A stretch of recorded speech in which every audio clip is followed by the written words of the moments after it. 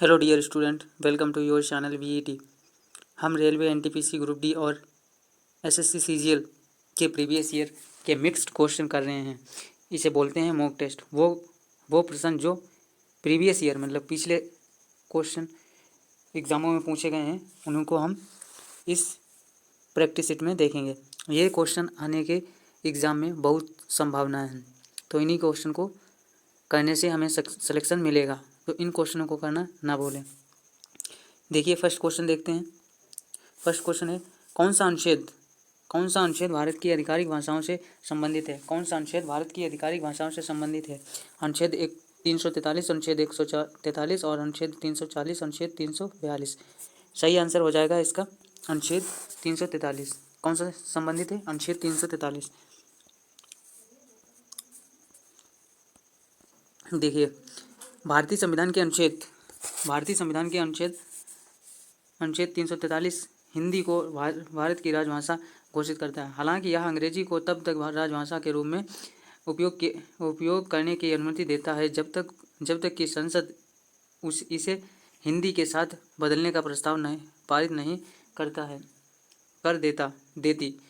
हिंदी भाषा की 22 भाषाओं में से एक है। हिंदी भाषा 22 भाषाओं में से एक है। संविधान देश की समृद्ध भाषाई और सांस्कृतिक विविधता के संरक्षण और प्रचार के महत्व को भी पहचानता है। भारत के विभिन्न राज्यों, केंद्र शासित प्रदेशों में आधिकारिक उद्देश्यों के लिए हिंदी और अंग्रेजी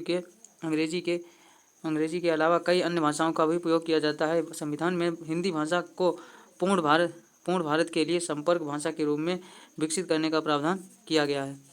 पूर्ण भाषा के रूप में विकसित करने का प्रावधान किया गया है, लास्ट लाइन में दिया गया। दूसरा क्वेश्चन देखते हैं। दूसरा क्वेश्चन क्या बोल रहा है? भारत रोजगार रिपोर्ट 2024 के द्वारा जारी की गई। भारत रोजगार रिपोर्ट 2024 के द्वारा जारी की गई। एमनेस्टी इंटरनेशनल, व्यापार एवं विकास पर संयुक्त राष्ट्र का सम्मेलन, अंतर्राष्ट्रीय श्रम संगठन और मानव विकास संस्थान।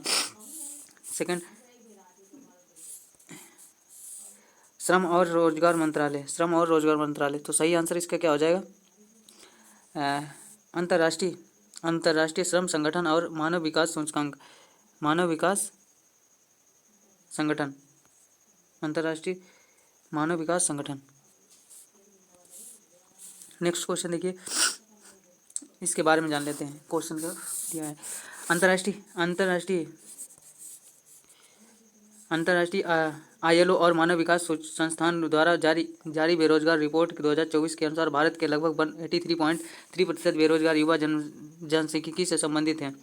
रिपोर्ट इन बेरोजगार युवा व्यक्तियों और की शैक्षणिक उपलब्धियों को एक महत्वपूर्ण बदलाव पर प्रकाश डालती है, जिसमें माध्यमिक एवं उच्च शिक्षा का आनुपातिक रूप से 35.2% से बढ़कर 2022 में 65.7 हो गया है।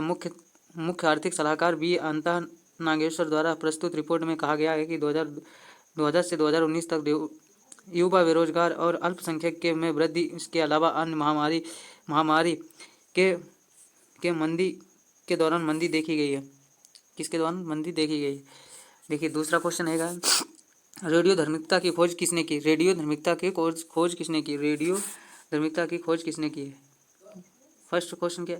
फर्स्ट ऑप्शन है हेनरी बेक्वेरेल और सत्येंद्रनाथ बोस और जॉन्स बेकेस और वायलियस और अल्बर्ट आइंस्टीन। तो देखियो, ये इसका सही आंसर बता देते हैं। पहले सही आंसर क्या होगा इसका? हेनरी बेक्वेरेल। ठीक, ये सत्येंद्रनाथ बोस BIC की खोज की। किसकी? BIC, बोस इंडस्टाइन कंडेंसेशन की खोज की। जैसे हम देखते हैं कितनी अवस्थाएं पाई जाती हैं? ठोस, द्रव, गैस। एक प्लाज्मा हो गई और एक बोस BIC क्या है? BIC, बोस इंडस्टाइन और कंडेंसेशन, ये हो गई। ठीक है, जिसमें क्या होता है? बोस इंडस्टाइन कंडेंसेशन में ये सबसे ठंडा कर दो, परम शून्य पर कर दो। उसके बाद में हेनरी बेक्वेरेल ने 1896 में रेडियो धार्मिकता की खोज की, जिससे साबित हुआ कि यूरेनियम सूर्य जैसे ऊर्जा के बाहरी स्रोत के बिना विकिरण उत्सर्जित करता है। मैडम क्यूरी उन्होंने अपने पति के पियरे के साथ मिलकर वास्तव में रेडियोधर्मिता शब्द गढ़ा। बेकरेल द्वारा हाल ही में खोजी गई घटना की जांच की गई। ठीक है। अर्नेस्ट रदरफोर्ड ने रेडियोधर्मिता 6 गुणों का अध्ययन करते हुए कई प्रयोगों के इन कणों को अल्फा बीटा गामा को नाम दिया और उन्हें पदार्थ में प्रवेश किया और उसकी मात्रा उसकी क्षमता के आधार पर वर्गीकृत किया। एनरिको फार्मी का काम न्यूट्रॉन द्वारा उत्पन्न कृत्रिम रेडियोधर्मिता और धीमे न्यूट्रॉन पर उत्पन्न परमाणु पर प्रकाशित करता है। देखिए नेक्स्ट क्वेश्चन क्या है। A brief history of times पुस्तक के लेखक कौन है? A brief history of times पुस्तक के लेखक कौन है? Stephen Hawkins, Albert Einstein, John Watson, Neil Abrogation. तो सही आंसर इसका क्या हो जाएगा? Stephen Hawkins. इस पुस्तक के लेखक हैं स्टीव हॉकिंस।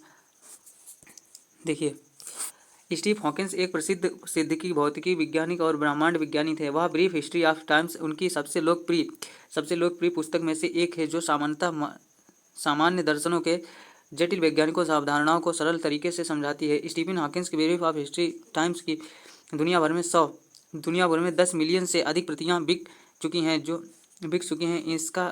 इसका 40 भाषाओं में अनुवाद किया गया, जिसे अब तक का सबसे अधिक बिकने वाली विज्ञान पुस्तकों में से एक है।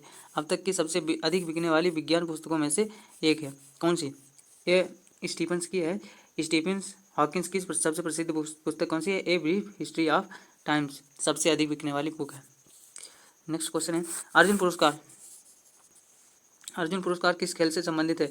सभी को पता है किससे संबंधित है? खेल से, वास्तुकला से, संगीत से, खेलन से। तो सही आंसर क्या हो जाएगा? खेल से। किससे संबंधित है? खेल से संबंधित है। देखिए अर्जुन पुरस्कार को भारत सरकार द्वारा दिए जाने वाले दूसरा सबसे बड़ा खेल रत्न सम्मान माना जाता है। पहले में उत्कृष्ट उपलब्धि के समान दिया जाता है। इस पुरस्कार का नाम प्राचीन भारत के संस्कृत महाकाव्य महाभारत के पात्रों में से एक अर्जुन के नाम पर रखा गया है। अर्जुन पुरस्कार की स्थापना 1961 में की गई। इसकी स्थापना कब की गई? अर्जुन पुरस्कार की स्थापना 1961 ईस्वी में की गई और खेल मंत्रालय द्वारा की गई थी। किसके द्वारा की गई? खेल मंत्रालय के द्वारा अर्जुन पुरस्कार की स्थापना की गई 1961 में।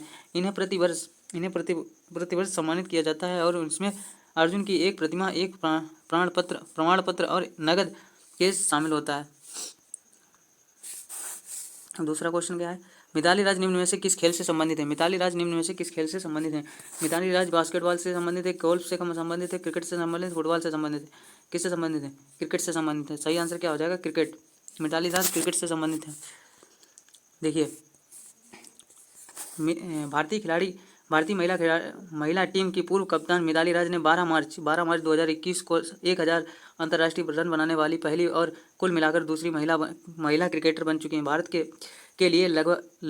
के लिए अपना 152वां वनडे खेल रही हैं मिताली राज ने दक्षिण अफ्रीका के खिलाफ द्विपक्षीय श्रृंखला के तीसरे मैच के दौरान उपलब्धि हासिल की। खेलों के पहले मिताली राज 1000 के स्कोर पहुंचने से 35 रन पीछे थीं। 10 टेस्ट मैचों में उन्होंने 663 रन बनाए, जबकि 89 टी20 में उन्होंने 37.52 की औसत से 2364 रन बनाए।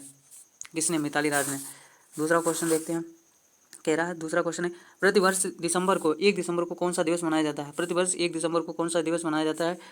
विश्व पर्यावरण दिवस, अंतर्राष्ट्रीय दिवस, नागासाकी दिवस, विश्व एड्स डे। देखिए ये मनाया जाता है विश्व पर्यावरण दिवस 5 जून को। ठीक है। और ये मनाया जाता है अंतर्राष्ट्रीय योग दिवस, ये 21 जून को। ठीक। ये नागासाकी ये आई थिंक 6 दिसंबर को है। ठीक। ये 1 दिसंबर को। तो सही आंसर इसका क्या हो जाएगा? 1 दिसंबर।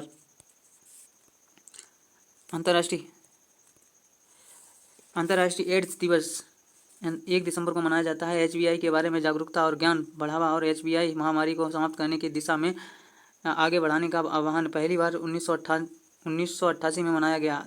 2021 के पालन का विषय HBI महामारी का अंतः न्याय संगत पहुँच सभी की आवाज़ है।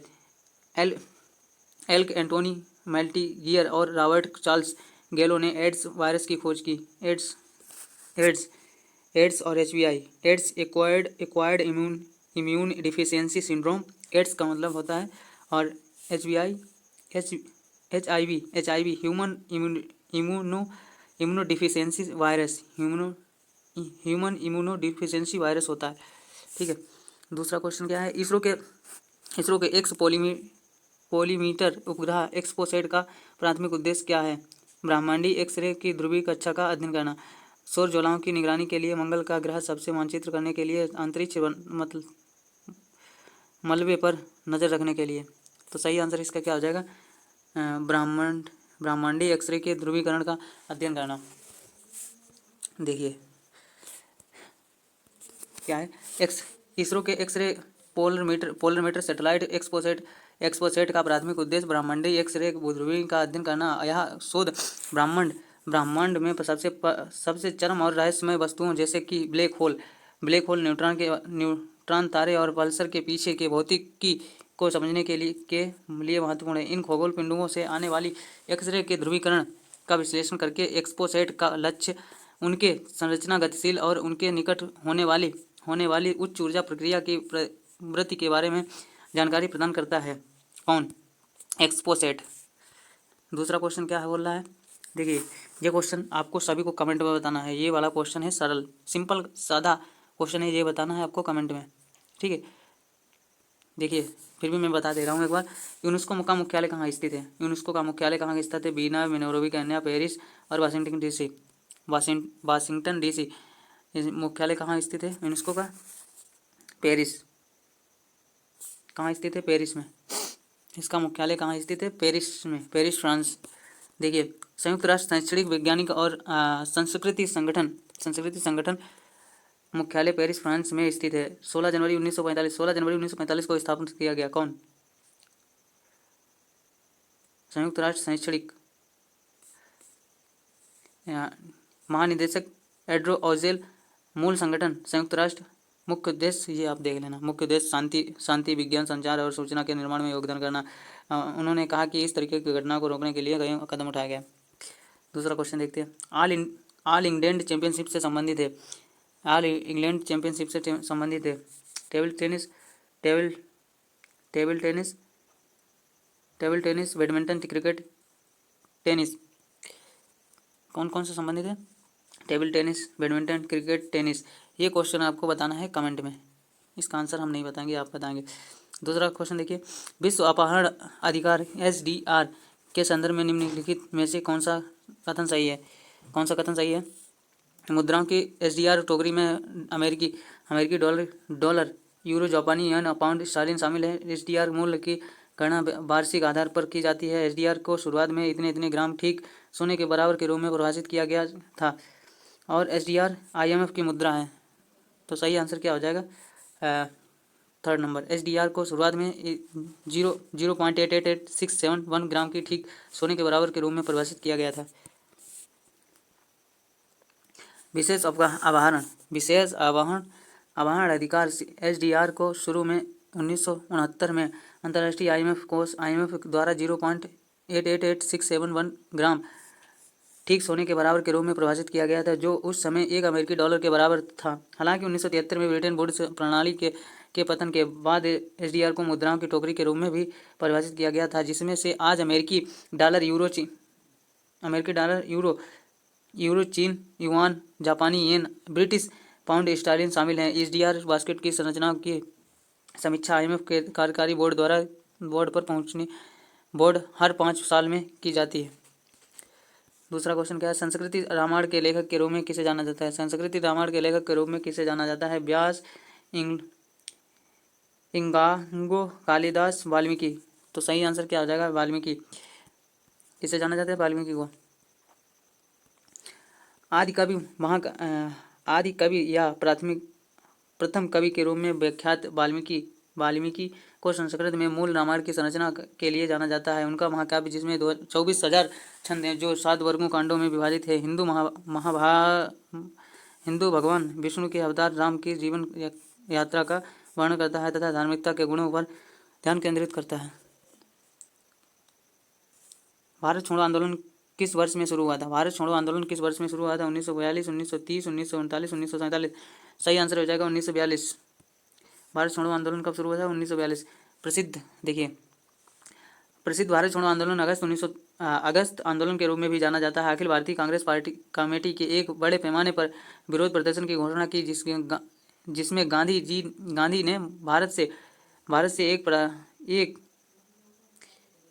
एक व्यवस्थित ब्रिटिश वापसी की मांग की। यह निर्धारण के लिए था जो 1942 में मुंबई के ग्वालियर टैंक मैदान में 8 अगस्त को जारी हुआ। इनके द्वारा नारे करो या मरो में दिखाई देता है। भारत छोड़ो आंदोलन के शुरुआत दिनों में अधिकांश प्रमुख क्रांतिकारी नेता कई। दूसरा क्वेश्चन है भारत में रह का दूसरा नाम क्या है? भारत में रह का दूसरा नाम भूर, कलार, बामर, खादर। तो सही आंसर इसका क्या होगा? भूर। सही आंसर भूर। खेती योग्य व्यर्थ भूमि रह वह भूमि होती है जिसमें कुछ समय के लिए फसलें उगाई जाती हैं, लेकिन मृदा में क्षारक सहायता लवणता जैसी कुछ कमियों के कारण पिछले 5 वर्षों से खेती नहीं की गई है। रेह अनुपजाऊ महीन रेत जैसी मृदाएं होती हैं जो सफ़ेद रंग की होती हैं। यह प्रकृति में क्षारीय और जल धारण क्षमता का नहीं होती है, लेकिन उर्वरता और सिंचाई के व्यापक उपयोग से धान की खेती में मदद मिलती है। किसमें? रेह में। दूसरा क्वेश्चन, ठुमरी निम्न में से किस राज्य का लोक संगीत है? ठुमरी निम्न में से किस राज्य का लोक संगीत है? बिहार, हरियाणा, उत्तर प्रदेश और इनमें से कोई नहीं। तो सही आंसर क्या हो जाएगा? उत्तर प्रदेश। कहाँ का है? उत्तर प्रदेश। ठुमरी संगीत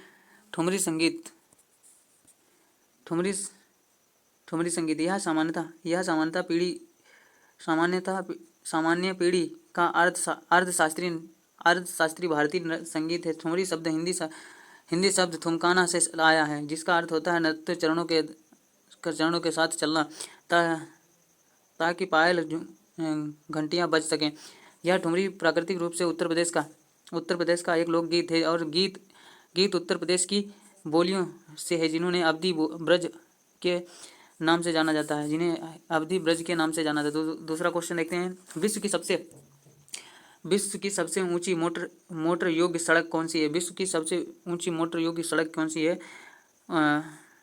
है? विश्व की सबसे ऊंची जेपला, डुरंगला और उमलिंगा और दुंगला। तो सही आंसर क्या इसका हो जाएगा? उमलिंगा पास।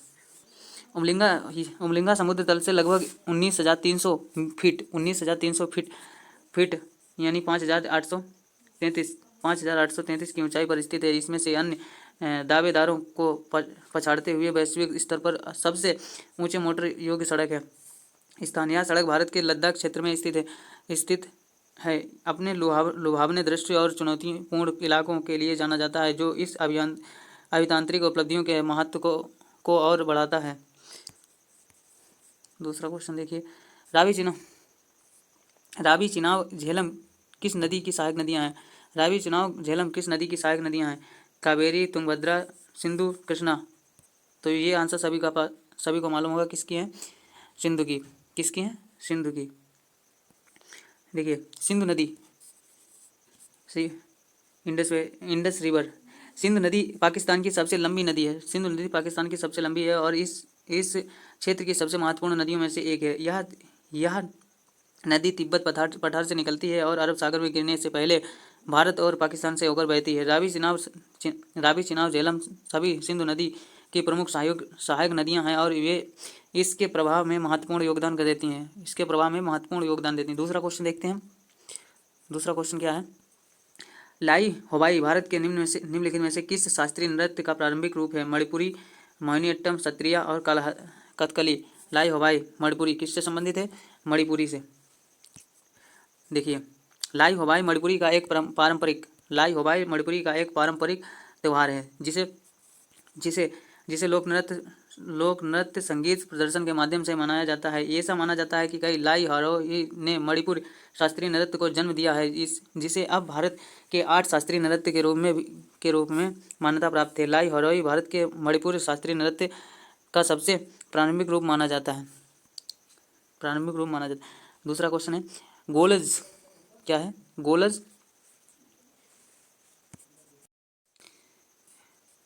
गोल गुंबज स्मारक निम्न में से स्थित है? हैदराबाद, पुणे, बीजापुर और बीदर।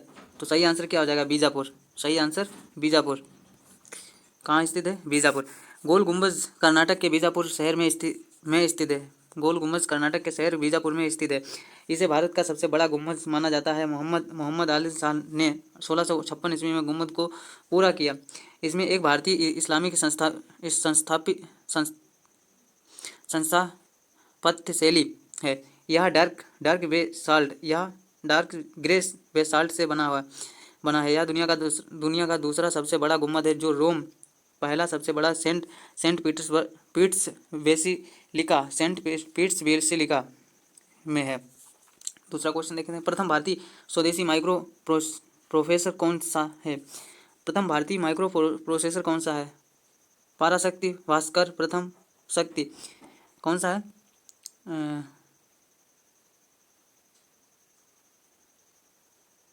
देखिए,